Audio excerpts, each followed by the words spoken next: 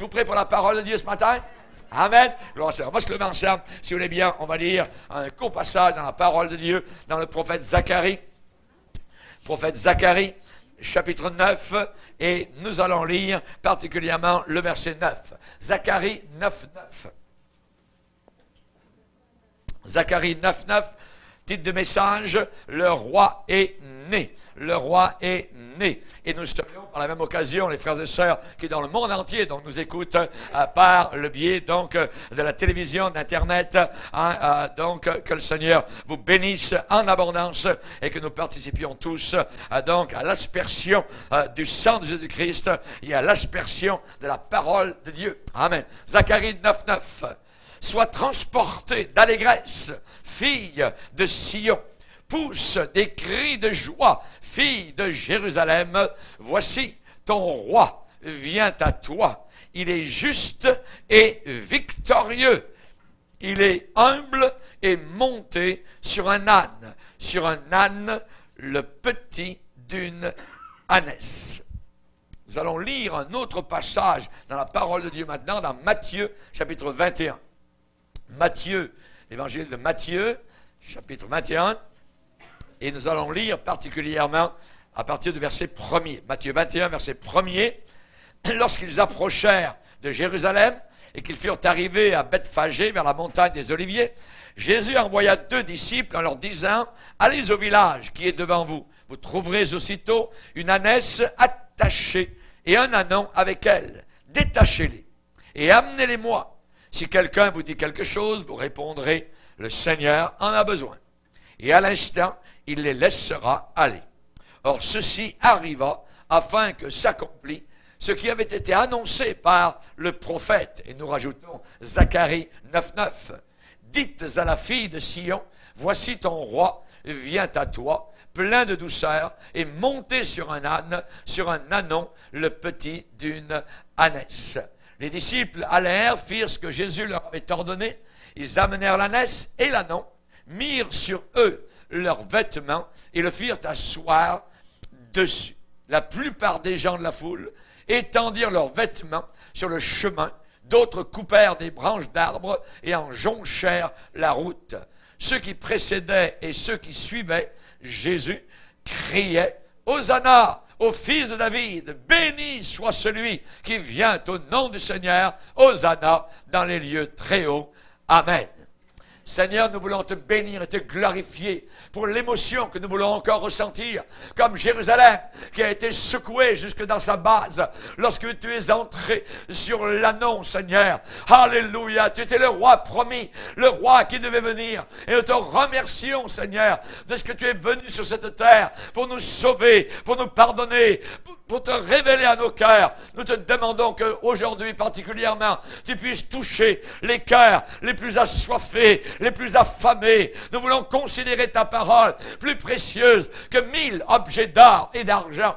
Parce que Seigneur, c'est là que nous avons la vie éternelle. C'est là que nous puisons notre richesse. C'est là, Seigneur, que tu te révèles à nos cœurs. Veuille bénir, Seigneur Jésus, ceux et celles qui écoutent la parole de Dieu, non pas comme étant la parole d'un homme, mais comme ce qu'elle est véritablement, la parole du Dieu incarné, la parole du Dieu El Shaddai, la parole du Dieu Adonai, notre Dieu unique qui vient et et va revenir en puissance et en gloire. Au nom du Seigneur Jésus, Amen. Et tout le peuple dit Amen. Amen. Gloire à Dieu. On peut s'asseoir, frères et sœurs.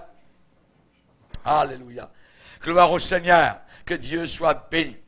Nous rentrons dans la période des fêtes, ce qu'on appelle la période des fêtes, le temps de Noël, le temps où particulièrement nous les chrétiens, nous nous souvenons donc de Jésus-Christ, de sa naissance ici-bas sur cette terre. Si vous allez dans certains pays autour de la terre, dans ce temps des fêtes, eh bien c'est un temps morose, c'est un temps triste, parce qu'il n'y a aucun indice, je dirais, de la naissance de Jésus-Christ nulle part. Nous savons que Jésus est pour possiblement né au mois d'octobre, au mois d'avril, au mois de février, au mois de novembre, cela nous importe peu. Mais il y a donc un temps marqué par le monde, hein, où particulièrement nous les chrétiens, eh bien nous voulons nous souvenir du Seigneur Jésus-Christ. La fête de Noël est une fête, je dirais à beaucoup d'égards, qui est rendue païenne totalement. On a changé notre Dieu en un Père Noël, avec un bonnet, avec un pompon, ainsi de suite. Hein, pour les enfants, Jésus n'est pas mentionné, c'est simplement les cadeaux qui importent. Et pour nous, chrétiens, eh bien, nous voulons appuyer, nous voulons enfoncer le clou, particulièrement pour dire le roi est né. La fête de Noël, c'est la fête pour dire qu'il y a quelque part sur la terre un roi qui est né. Et ce roi, particulièrement, nous allons voir ce matin, dans la façon, je dirais, d'hier, ce qu'il était hier, ce qu'il est aujourd'hui et ce qu'il sera demain. Ce qu'il sera demain. J'ai beaucoup de bons souvenirs de Noël lorsque j'étais en France, particulièrement. Souvent, nous n'avions pas de neige. Hein, évidemment, c'est merveilleux ici parce que il y a toujours généralement de la neige au Canada, mais dans d'autres pays, évidemment, ce n'est pas le cas. Et quel privilège pour moi cela a été dans mon enfance de célébrer, évidemment, Noël en famille, la naissance du Fils de Dieu, notre Sauveur Jésus-Christ.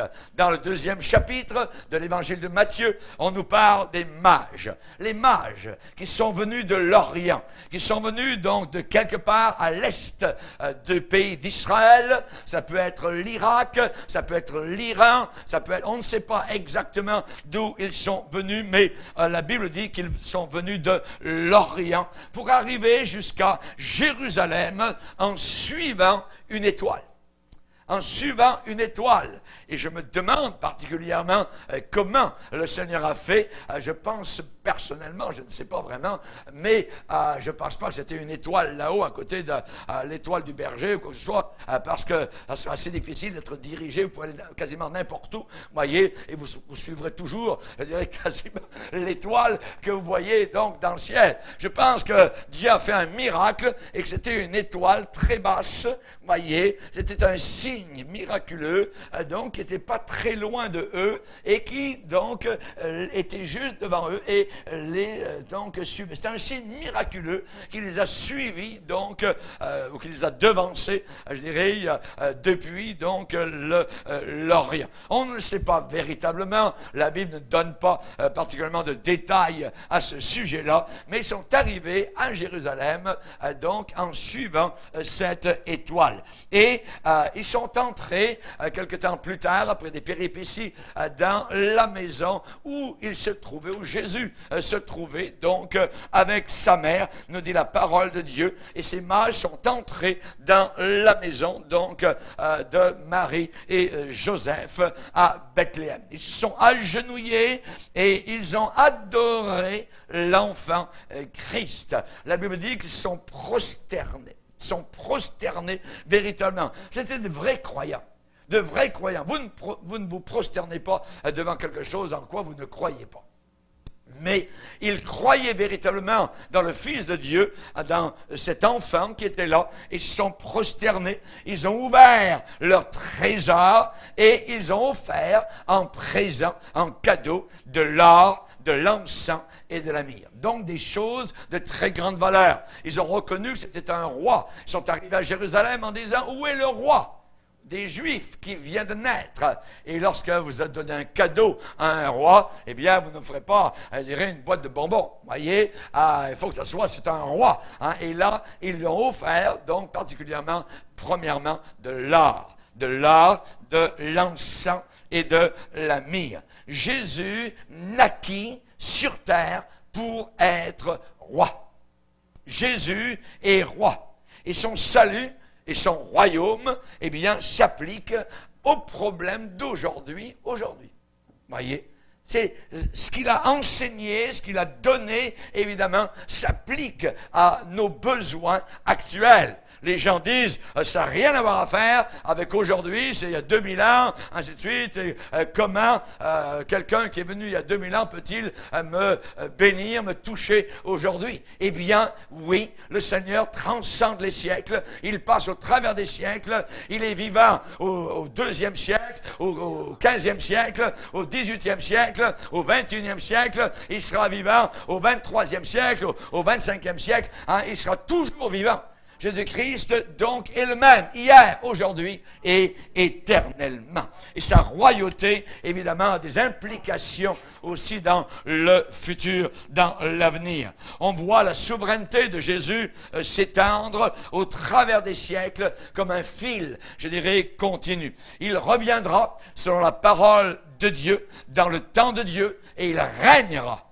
Il régnera, c'est un roi. Il régnera avec justice. Rappelez-vous, pendant longtemps, évidemment, David avait reçu l'onction royale de la part de Samuel, et pendant longtemps, il n'a pas été roi. Et rien ne semblait dire qu'il serait roi. Il y en avait un autre qui était roi, Saül. Voyez, le roi Saül, qui l'a poursuivi, comme Hérode a poursuivi Jésus-Christ, a voulu le tuer directement dans le berceau. Mais on sait qu'un jour, le roi Saül a été mis de côté, hein, s'est suicidé, hein, s'est jeté sur son épée, et c'est David qui est venu comme roi. Christ, c'est la même chose. Aujourd'hui, il semble que c'est le diable, que jamais ça n'arrivera, que Jésus-Christ ne sera jamais roi. Mais il a reçu l'onction royale. Les mages ont dit, où est le roi des Juifs?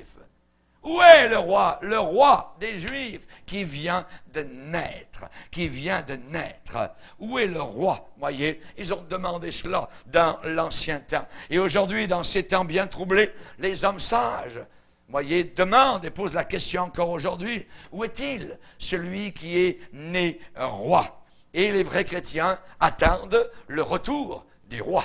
Amen. Du roi. Nous sommes fils et filles de roi. Jésus-Christ est le même, hier, aujourd'hui, éternellement. Hier, il était roi. Aujourd'hui, il est roi. Et demain, il sera encore roi. Alléluia. Merci Seigneur. La Bible enseigne la royauté et la seigneurie de Jésus-Christ au travers de toutes ces pages. Du premier chapitre de la Genèse jusqu'au 66e, le dernier livre de la Bible, hein, et le dernier chapitre, Apocalypse, chapitre 22, Jésus-Christ est roi. Savez-vous, la première fois où l'on mentionne Jésus-Christ dans la Bible, la première fois où l'on mentionne Jésus-Christ dans la Bible, c'est dans Genèse, premier chapitre, premier verset. Au commencement, Dieu créa. Et lui, il est là, le Créateur. Colossiens nous dit que tout a été créé par lui et pour lui. Alléluia. Merci Seigneur, que Dieu soit béni. Ensuite, la deuxième mention, Genèse, chapitre 3, verset 15. La semence de la femme écrasera la postérité. Alléluia. Maudite, Satan.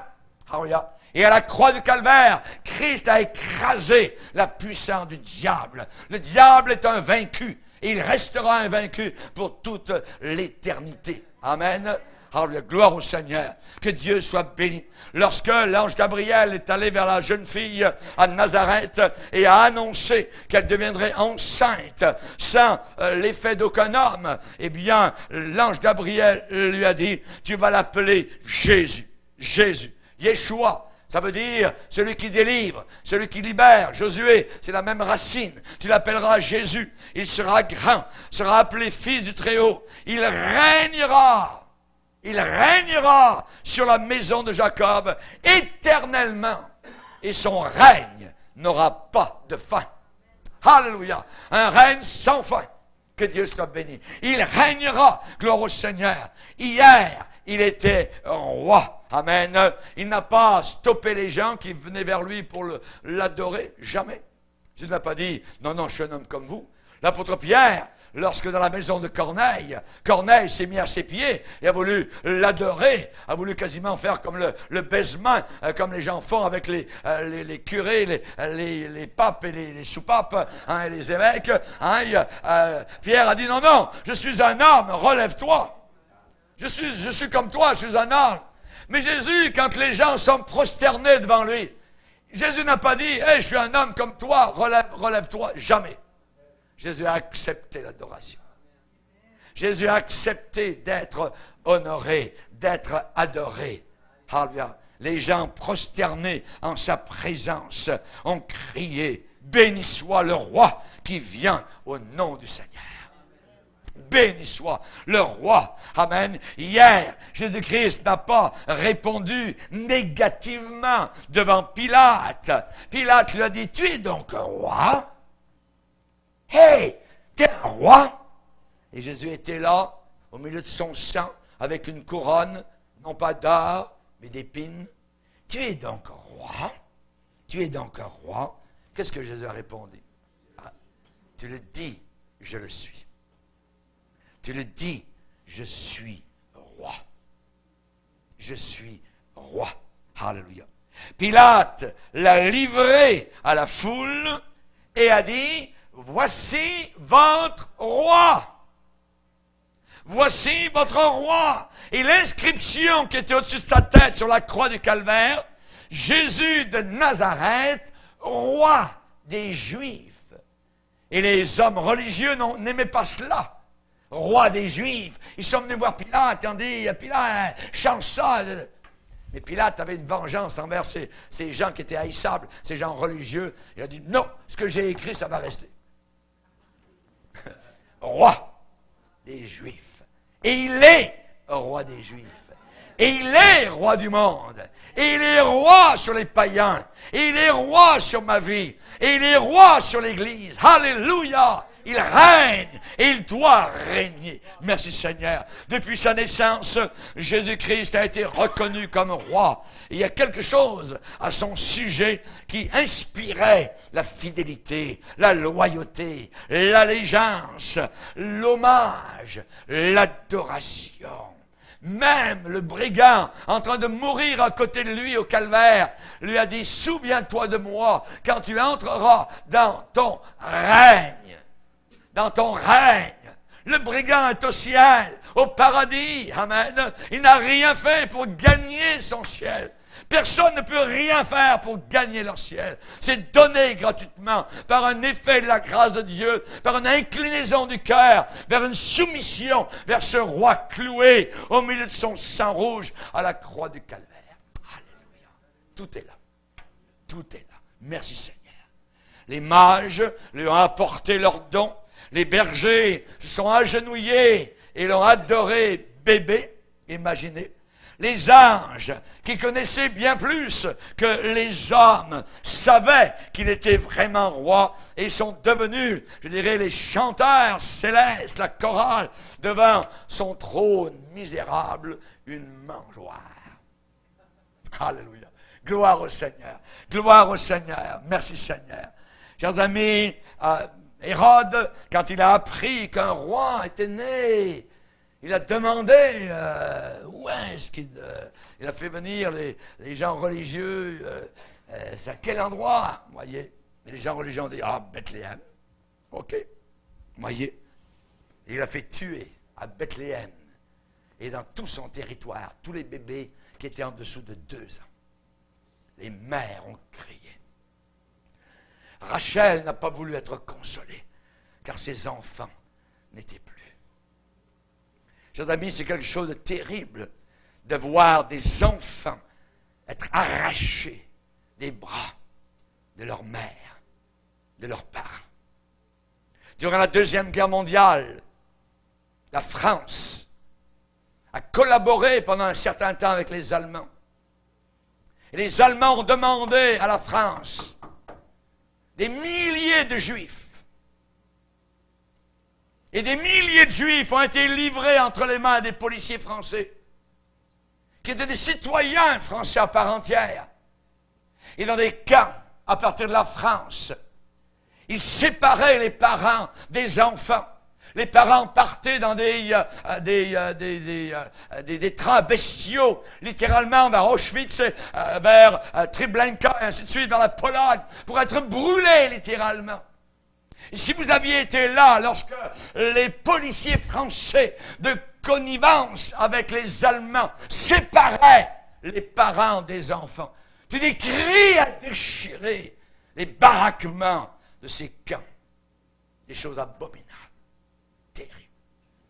Et c'est arrivé déjà avec Hérode. Lorsque les soldats d'Hérode sont venus prendre ces petits paquets de chair, ils les ont passés au fil de l'épée. Hérode est en train de gémir avec Hitler dans le fond de l'enfer. Hérode a réalisé qu'il n'y aurait jamais de place pour 2 trônes dans un seul royaume. Et il a cherché à tuer Jésus-Christ. Jésus a commencé son ministère à environ 30 ans. Il a fait des demandes sur la vie des gens. Il a demandé, il a exigé certaines choses. Il a demandé des choses totales, des choses absolues. Le Seigneur ne permettait aucune loyauté divisée. Jésus-Christ n'a jamais permis une demi-consécration. Il demandait un cœur total. Tu me suis ou tu ne me suis pas. Personne ne peut servir 2 maîtres à la fois. Jésus l'a bien dit. Voyez. Jésus a demandé l'adoration. Il a reçu l'adoration complète.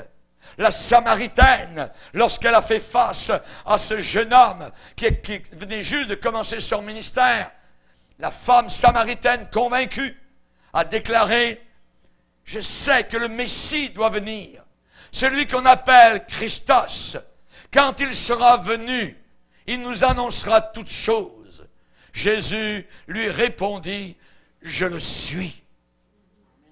Je le suis, moi qui te parle. » Alléluia. Je peux imaginer la Samaritaine se mettant à genoux devant Jésus-Christ, l'adorant, pleurant devant lui sur ses péchés, serrant peut-être ses pieds. Alléluia. Elle a couru au village, apporter la bonne nouvelle. L'aveugle de naissance, qui n'avait jamais vu de sa vie et qui a été guéri par le Seigneur Jésus-Christ, eh bien, a été chassé par les gens religieux. Les gens religieux ont chassé cet homme qui avait été guéri de sa cécité. Et Jésus l'a rencontré quelque part, possiblement dans les rues de Jérusalem. Et Jésus lui a dit, « Crois-tu au Fils de Dieu ?» Et l'homme a dit, « Mais qui est-il, monsieur, afin que je croie en lui ?» Jésus lui dit, « Tu l'as vu. Et celui qui te parle, c'est lui. » Alléluia.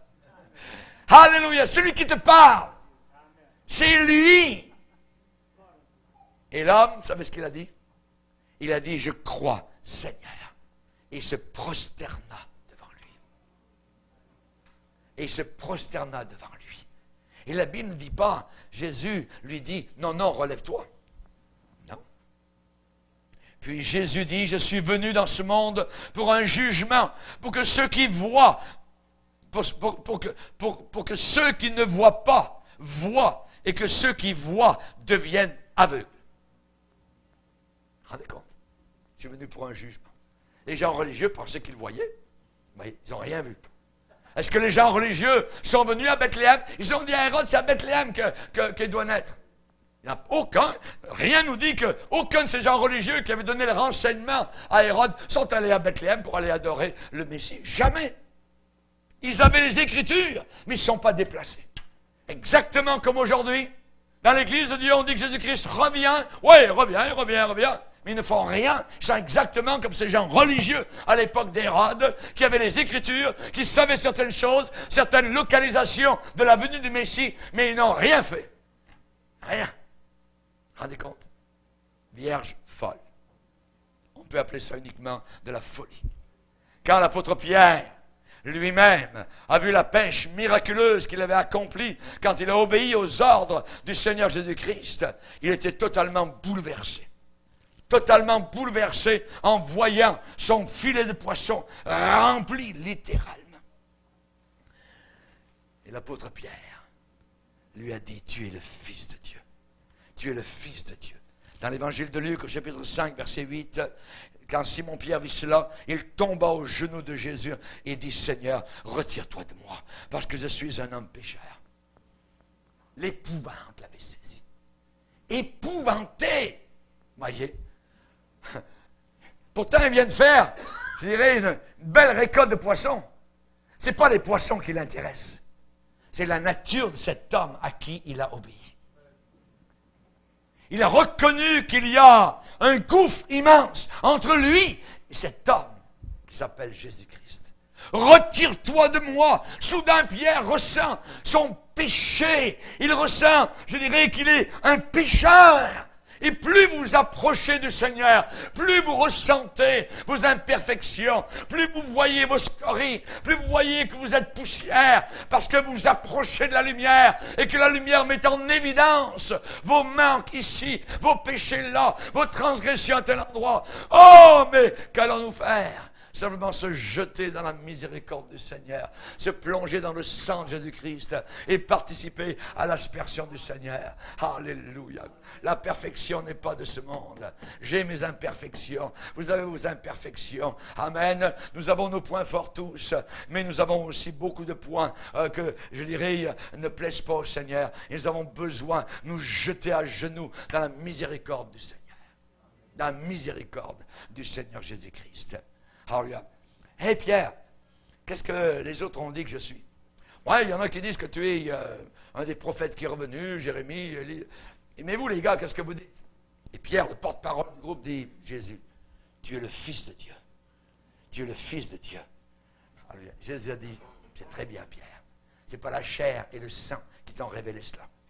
Ce n'est pas ton instruction, le peu d'instruction que tu as pu faire à la petite école peut-être là-bas au lac de Galilée. Hein, ce n'est pas ça qui t'a révélé. Ce n'est pas parce que tu es intelligent, parce que tu es bright, parce que tu as un quotient intellectuel merveilleux. C'est le Père qui vient te révéler cette grande vérité, ce que je suis. Alléluia. Je suis le Fils du Dieu vivant.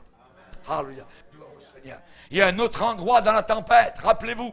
Encore l'apôtre Pierre, voyez. Moi, j'aime beaucoup Pierre parce que Pierre, c'est un gaffeux. Vous voyez, il fait toujours des gaffes. Alléluia, comme nous. Alléluia. Et il nous ressemble. Alléluia, gloire au Seigneur. Il nous ressemble sur beaucoup de points. Et lorsqu'il y a eu justement cette fameuse tempête, hein, où Jésus est allé vers les disciples, marchant sur les eaux. Et évidemment, donc, on sait que là, Pierre a posé la question à Jésus. Si c'est toi, Seigneur, eh bien moi aussi je peux faire comme toi.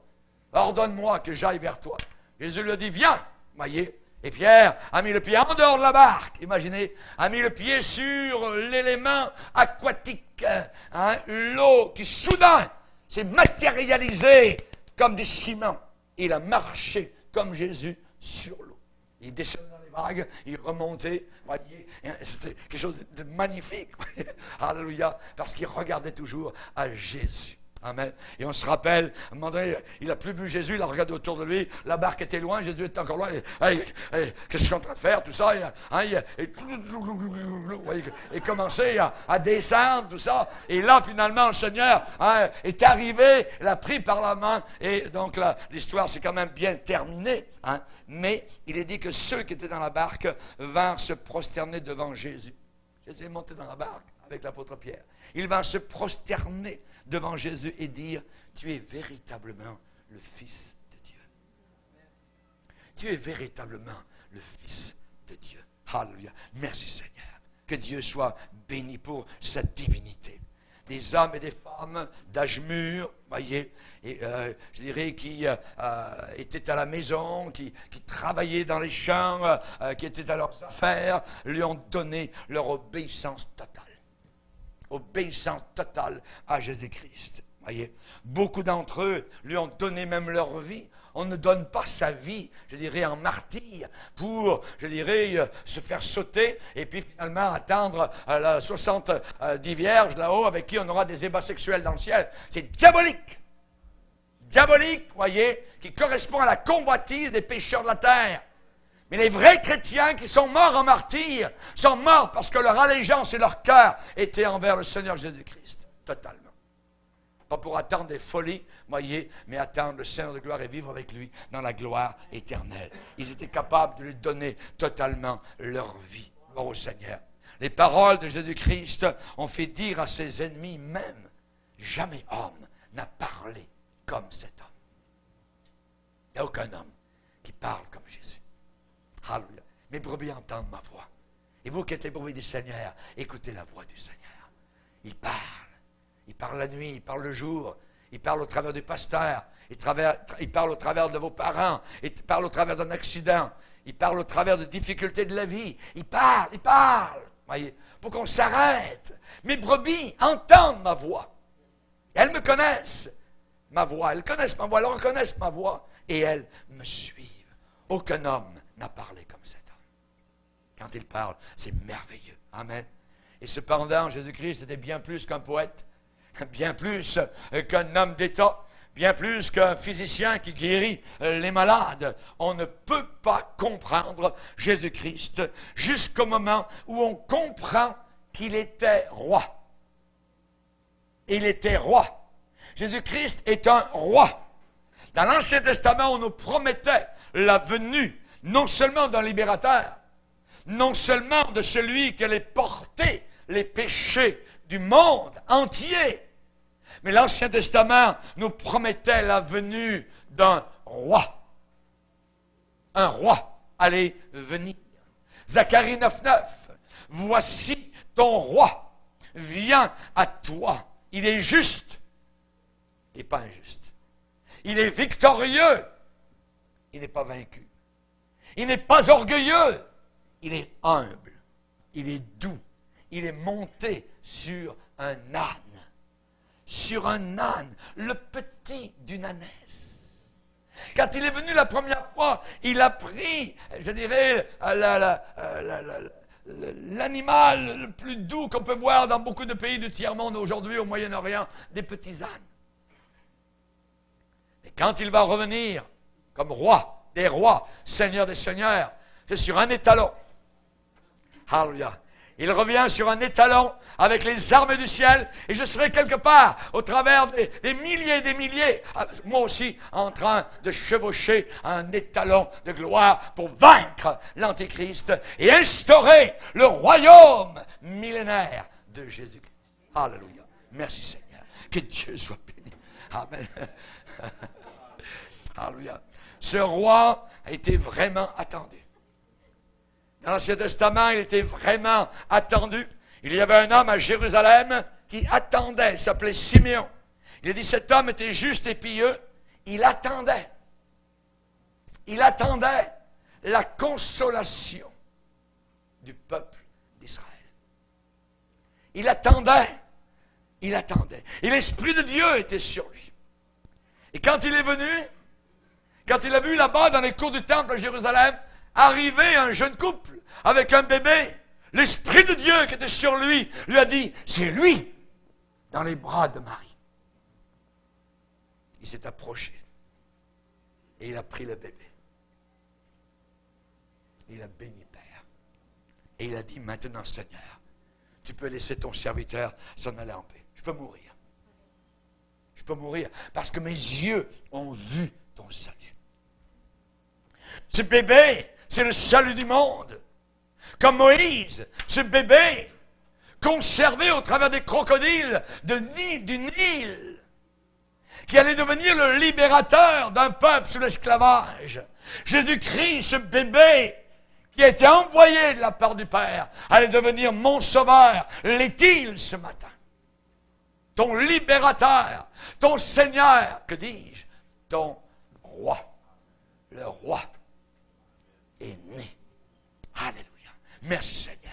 Anne était une femme de Dieu à Jérusalem. Elle était fort avancée en âge. Elle avait vécu 7 ans avec son chum, non, avec son mari. Elle croyait au mariage. Elle avait vécu 7 ans avec son mari. Depuis quand? Depuis qu'elle avait décidé d'aller en chambre avec un bonhomme? Non, non. Depuis sa virginité. Depuis sa virginité.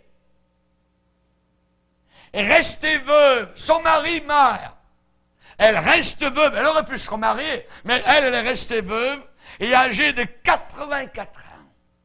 Cette vieille dame de Dieu ne quittait pas le temple. Elle ne quittait pas le temple. Et elle servait Dieu nuit et jour dans le jeûne et dans la prière. Et étant arrivée elle aussi avec Siméon, à cette même heure, elle louait Dieu et elle parlait de Jésus. Elle parlait de Jésus à tous ceux qui attendaient la délivrance de Jérusalem. À tous ceux qui attendaient. Aujourd'hui, nous sommes de ceux qui attendent aussi. Où sont les Siméons? Où sont les Annes? Je veux croire qu'il y en a beaucoup de Siméons et d'Annes parmi nous qui attendent, non pas la venue, mais le retour du roi. Alléluia. Le retour du roi. Ce roi a été vraiment attendu. On l'avait espéré. Et les gens pieux en Israël avaient prié pour cela. Dans le Nouveau Testament, dans le livre de Matthieu, le livre de Matthieu est dédié totalement à la royauté de Jésus. Le livre de Matthieu présente Jésus-Christ comme étant roi. Comme étant un roi. Relisez l'évangile de Matthieu. Dans le premier chapitre de Matthieu, il y a un verbe qui revient des dizaines de fois. C'est le mot engendrer. Engendrer. Un roi, il faut savoir d'où il vient. Voyez. On nous dit aujourd'hui qu'Obama n'a pas été capable de montrer ses origines totalement américaines. Mais Jésus-Christ est un roi. Et ses origines remontent dans la Bible par des généalogies. Des généalogies. La généalogie de Jésus-Christ, voyez, remonte ici à Abraham. À Abraham. Il est dit, Abraham engendra Isaac, Isaac engendra, ainsi de suite, Zéra, Pharès engendra Esrom, ainsi de suite. Et après la déportation de Babylone, Jéconia engendra Salatiel. On nous montre d'où vient Jésus-Christ, d'où vient le Seigneur. Et dans Luc, sa généalogie remonte jusqu'à Adam. Nous croyons dans le deuxième Adam. Jésus-Christ est le deuxième Adam. Le premier Adam nous a amenés, je dirais, dans les problèmes et le trouble. Le péché est entré. Mais le deuxième Adam est venu nous délivrer du péché. Gloire au Seigneur. Jésus-Christ, notre Sauveur. Chers amis, ça ne semble pas tellement intéressant de lire le premier chapitre de Matthieu où il y a toute cette généalogie. Pourquoi tout ce chapitre est-il là? Pourquoi le Saint-Esprit a-t-il placé cette généalogie-là?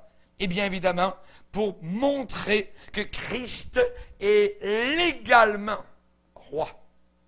Il est légalement roi.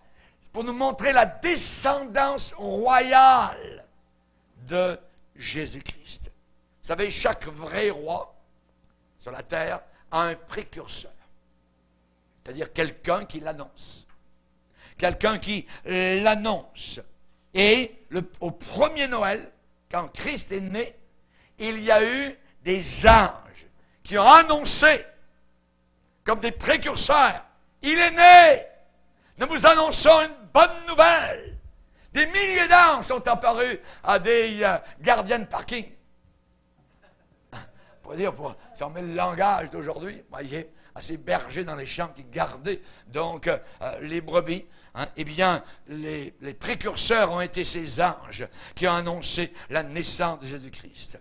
Mais il y avait aussi un homme qui était un précurseur de Jésus-Christ, Jean-Baptiste. Jean-Baptiste prêchait. Et que disait-il? Le royaume de Dieu est proche. Ce royaume a un roi. Le royaume est proche. Le royaume des cieux est proche.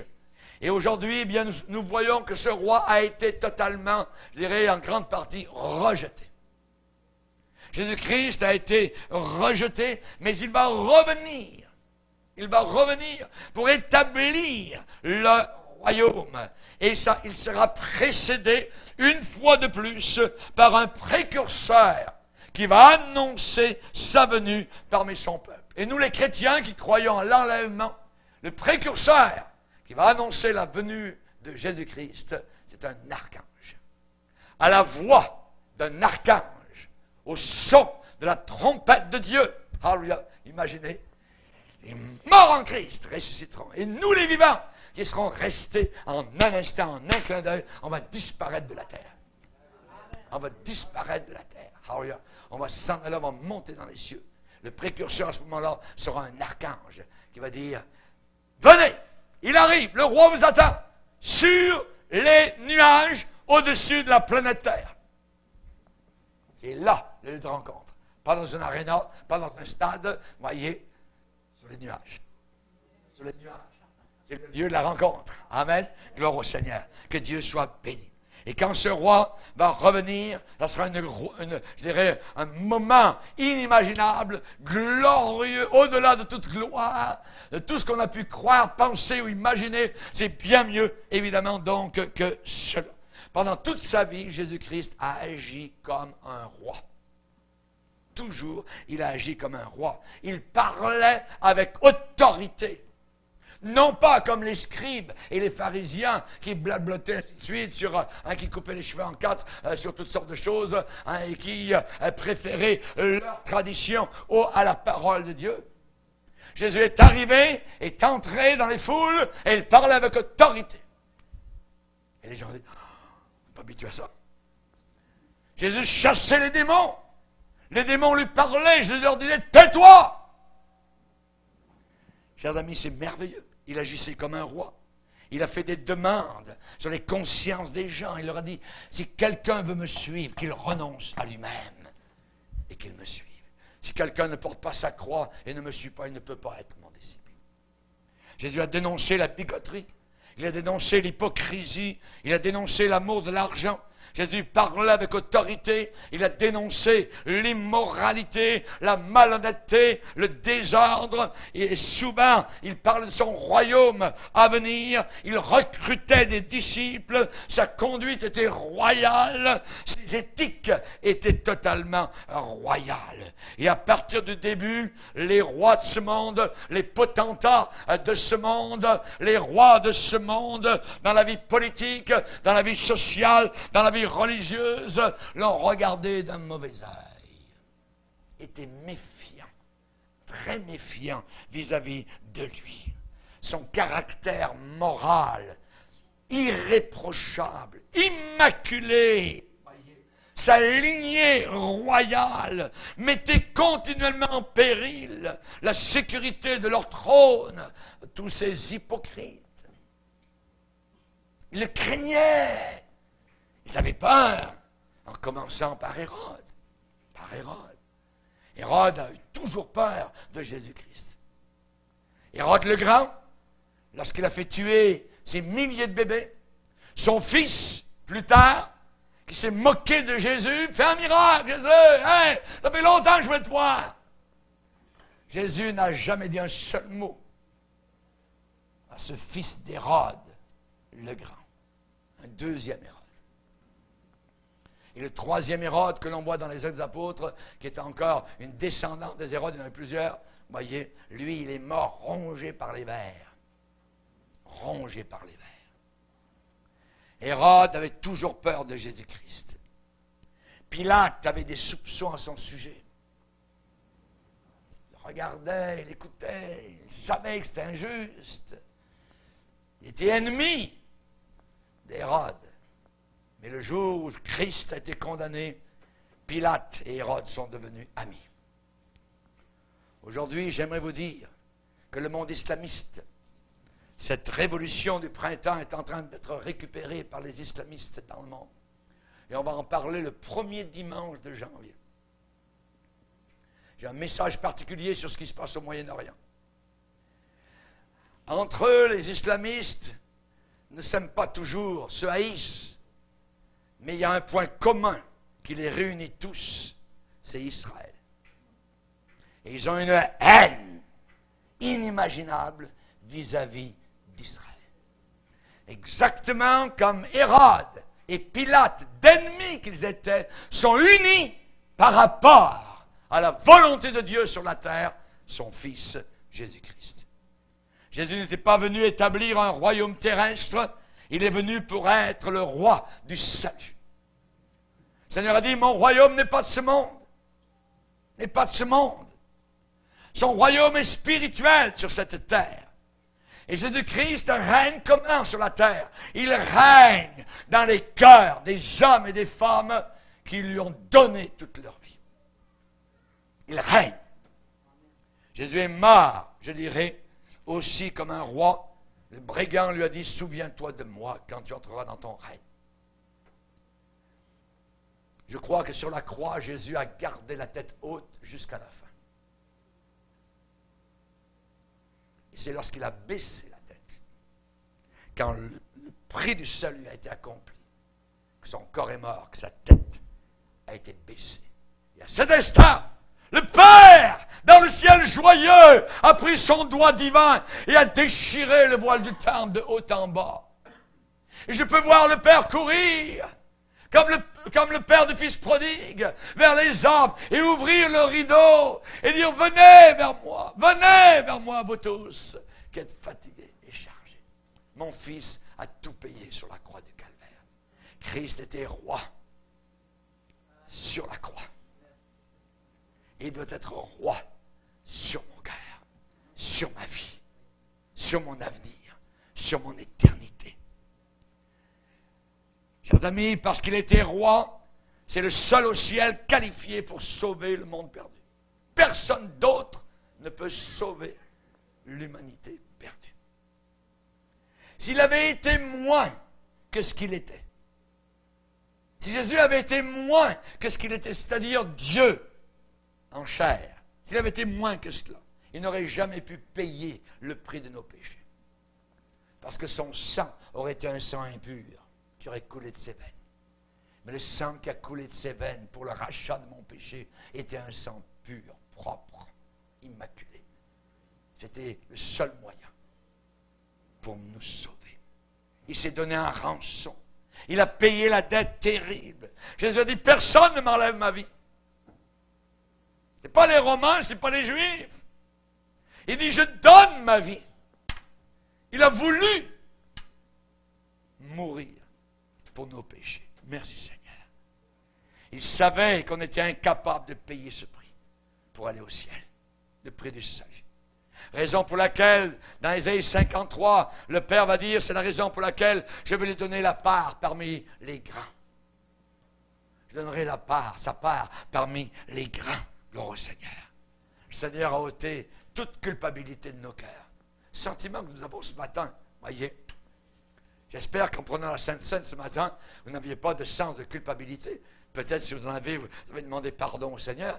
Mais nous n'avons plus de façon générale dans nos vies chrétiennes un sens de poids qui est sur nous, qui nous écrase. Voyez. Le pécheur, lui, qui n'est pas sauvé, il croule littéralement sur le poids de son péché. Mais plus le chrétien qui n'a plus aucun sens de culpabilité.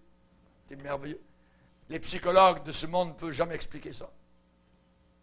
Nous devrions être vraiment, je dirais, en train de coucher sur leur sofa, en train de leur raconter notre vie depuis, je dirais, le ventre de notre mère. Voyez, non. Mais notre vie a commencé depuis la croix du Calvaire. Pas depuis le ventre de notre mère, depuis la croix du Calvaire. C'est là que notre vie, nous pouvons la raconter. Elle a été changée, transformée. Nous sommes libérés. Nous sommes des esclaves sauvés. Alléluia, gloire au Seigneur. Que Dieu soit béni. La première fois, nous avons été à Haïti. Nous avons été étonnés avec mon épouse en mission de voir qu'ils ont une grande statue sur la grande place publique de Port-au-Prince.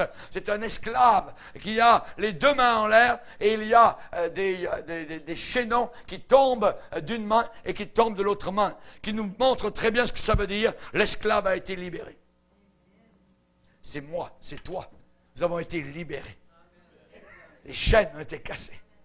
Amen. Le diable n'a plus de pouvoir sur nous. Amen. Que Dieu soit béni. Nous sommes heureux. C'était hier. C'était hier. Amen. Aujourd'hui, où est-il son royaume?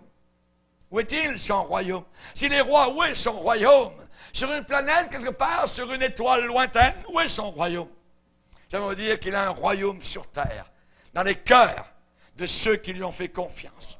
Le royaume de Dieu, ce n'est pas le manger et le boire. Le royaume de Dieu, c'est la justice, la paix et la joie par le Saint-Esprit. Nous avons été rendus justes par le sang de Christ. Et nous avons maintenant, en conséquence, deux éléments puissants que personne d'autre n'a sur la terre. La paix dans notre cœur, la paix avec Dieu, et la paix de Dieu qui est dans notre cœur. Et nous avons une joie ineffable et glorieuse parce que nous sommes sauvés et qu'après la mort, nous savons nous allons. Alléluia, gloire au Seigneur. Et toujours sous mes yeux cette image, il y a une sœur qui m'a donné l'autre jour un livre sur l'historique de Rome. Tout ça. Sur la première page, on voit une image des chrétiens qui sont autour d'un vieillard chrétien dans l'arène de Rome. Et qui, là, donc, les lions s'approchent d'eux et ils ont tous des visages souriants, les mains en l'air, réunis autour de leur ancien qui est là. Alors, dans quelques instants, ils vont être, je dirais, promus aux noces, alors, dans la gloire éternelle. Ils sont joyeux, ils sont heureux. Il y a des milliers de Romains qui les regardent. Il y a d'autres de leurs frères et sœurs qui sont en train de brûler dans l'arène, tout ça. Mais ils sont dans la joie du Seigneur. Nous, les chrétiens, nous avons une joie même au travers des épreuves, même au travers des difficultés. Et les païens nous disent, mais comment ça peut se faire? Comment peux-tu passer au travers de cela? Ça, c'est le miracle de Dieu. Nous sommes habités. Il y a quelqu'un qui est en nous. Christ en moi, l'espérance de la gloire. Alléluia. Alléluia. Jésus-Christ a prononcé une bénédiction spéciale sur tous ceux qui l'aiment. Il est le roi incontesté des croyants, de toutes couleurs, de tout continent, sur les 6 continents de la terre. Le Seigneur a un royaume installé dans les cœurs d'hommes et de femmes qui viennent juste d'accepter le Seigneur. Pour d'autres, ils sont en fin de course, mais que ce soit au milieu de la course, au début ou à la fin, le Seigneur a un royaume dans les cœurs des hommes et des femmes qui l'aiment, qui l'attendent, qui le servent et qui bientôt seront promus à sa gloire éternelle. Alléluia. Merci Seigneur. Que Dieu soit béni. Aujourd'hui, comme il le faisait dans le passé, eh bien, il fait des demandes. Il a des demandes sur nous. Il dénonce le péché. Sa présence est encore déplacée parmi la malhonnêteté, parmi la cupidité, parmi l'égoïsme. Ces principes sont encore honorés par des millions de chrétiens au travers du monde entier. Son amour sans limite est encore, je dirais, pas la 7e merveille du monde, mais la plus grande merveille du monde. Je ne sais pas pourquoi dans sa grâce, il m'a tant aimé.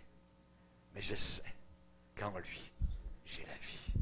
En lui, j'ai la vie. Baissons nos têtes et prions le Seigneur. Père, nous te bénissons. Nous te remercions pour le Galiléen. Alléluia. Oh, ce Galiléen est bien trop pour nos cœurs si petits. Seigneur, remplis notre horizon.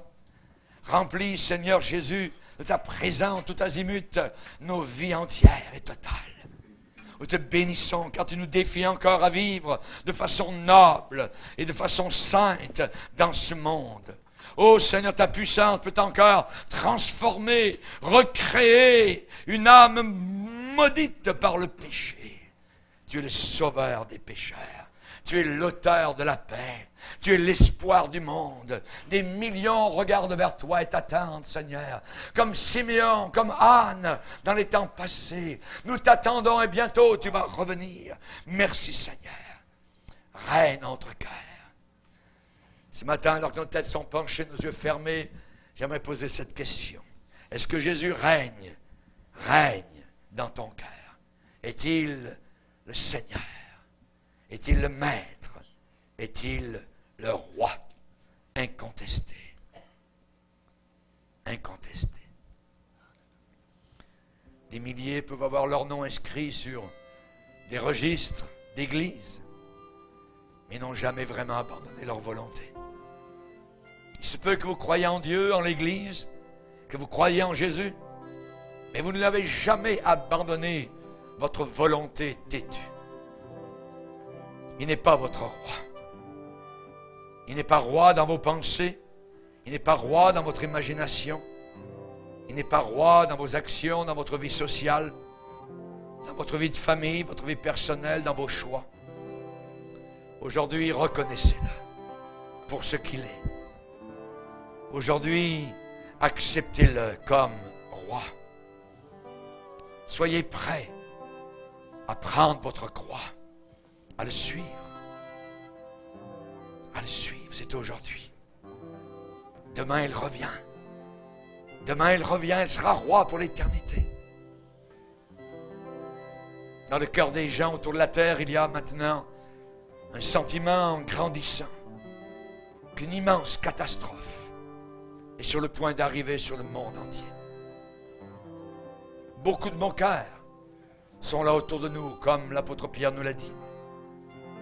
Des moqueurs qui disent, où est la promesse de son retour? Seigneur, ce matin, nous voulons te couronner. Nous voulons te dire, Seigneur, c'est toi qui es le roi. C'est à toi que nous abandonnons notre pauvre vie misérable. Viens prendre la totalité de nos vies entre tes mains. Dans le nom de Jésus. Amen. Et tout le peuple dit, Amen. On va se lever ensemble, frères et sœurs.